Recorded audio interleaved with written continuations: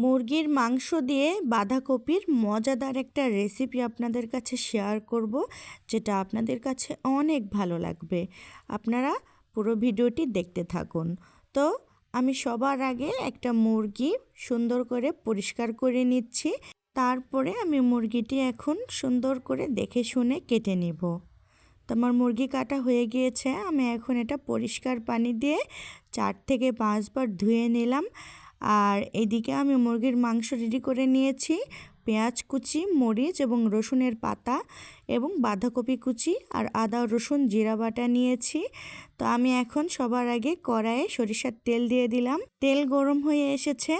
আমি এখন পেঁয়াজ কুচি এবং কাঁচা মরিচ দিয়ে এখন আমি দিয়ে দিব জিরা, তারপরে দিয়ে দিচ্ছি দারুচিনি, তেজপাতা দিয়ে আমি ব্রাউন কালার করে ভেজে নিলাম। আর 2টি কালো এলাচ এবং 4টি সাদা এলাচ এবং লবঙ্গ ও লং দিয়ে আদা রসুন জিরা বাটা দিয়ে দিলাম। সামান্য পরিমাণে পানি দিয়ে দিলাম। এখন আমি দিয়ে দিব রসুনের পাতা কুচি, যেগুলো আমার বারান্দাতে হয়েছিল, আপনাদেরকে ভিডিও দেখিয়েছি। আর এখন দিয়ে দিলাম লবণ, হলুদ এবং মরিচের গুঁড়া, ধনিয়া গুঁড়া। এখন আমি এই মশলাগুলো ভালোভাবে মাখিয়ে নিয়ে ঢেকে দিলাম।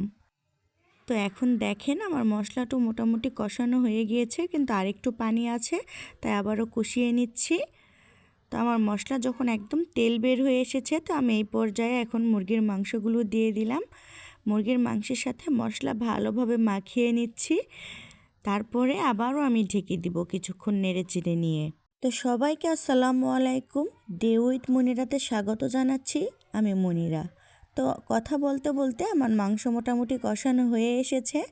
আরও ভালোভাবে কষিয়ে নিলাম। তারপরে দেখেন আমার মাংস থেকে একদম তেল বের হয়ে এসেছে। আমি এখন সামান্য পরিমাণে আবারও পানি অ্যাড করব। পানি অ্যাড করে এই মাংসটি সামান্য পরিমাণে সিদ্ধ করে নিব। তো আমি নেড়ে চেড়ে আবারও ঢেকে দিলাম। তো দেখেন আমার মাংস মোটামুটি সিদ্ধ হয়ে এসেছে, আর বাকি যে ঝোলটুকু ছিল সেগুলোও শুকিয়ে এসেছে। আমি এখন বাঁধাকপিগুলো দিয়ে দিলাম। মুরগির মাংসের মশলার সাথে বাঁধাকপি ভালোভাবে মাখিয়ে মিক্সড করে নিচ্ছি। তো আমি আবারও ঢেকে দিলাম। কিছুক্ষণ পরে দেখেন আমার বাঁধাকপি থেকে অনেক পানি বের হয়ে এসেছে। আমাকে আর এক্সট্রা পানি অ্যাড করতে হবে না। এই পানিতেই বাঁধাকপি এবং মাংস একসাথে সিদ্ধ হয়ে যাবে। তো দেখেন আমার তরকারি মোটামুটি হয়ে এসেছে। তো আমি এই পর্যায়ে লবণ টেস্ট করব। তো লবণ লাগবে, সামান্য পরিমাণে লবণ দিয়ে দিলাম। আবারও নেড়ে চেড়ে আমি ঠিক 5 থেকে 7 মিনিট জাল করে নিব। তারপরে আমার রান্নাটা খাওয়ার জন্য প্রস্তুত। দেখেন 5 থেকে 7 মিনিট পরে কত সুন্দরভাবে আমার রান্না হয়ে গিয়েছে, একটুও পানি নাই। আমি এখন চুলাটি বন্ধ করে দিব। কত সুন্দর দেখতে হয়েছে, তাই না? খেতেও কিন্তু অনেক মজা হয়েছে আমি মনে করি। তো আমার রান্না হয়ে গিয়েছে। আমি এখন এটা বাটিতে সার্ভ করব।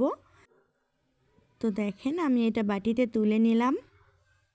সাথে আমি মুরগির এই মজাদার রানটাও তুলে নিলাম। তো আমি এখন এক থালা ভাত নিয়ে এবং মুরগির মাংস নিয়ে বসে পড়েছি খাওয়ার জন্য। যেহেতু আমি একা একা খাবো, তাই বাটিতে আর চামচ দিইনি। আর সাথে নিয়েছি গাজর টমেটোর সালাদ। তো আমি খাবার মুখে দিলাম, বিসমিল্লাহ। খাবারটা কিন্তু অনেক মজা হয়েছে। আমার এই ভিডিও দেখে আপনারা অবশ্যই বাসায় ট্রাই করবেন। আর ভিডিও যদি ভালো লাগে তো ফেসবুক থেকে ফলো, ইউটিউব থেকে সাবস্ক্রাইব করে উপরের বেল আইকনে ক্লিক করে পাশে থাকবেন। আজকের মতো বিদায় নিচ্ছি। সবাই ভালো থাকবেন। আল্লাহ হাফেজ।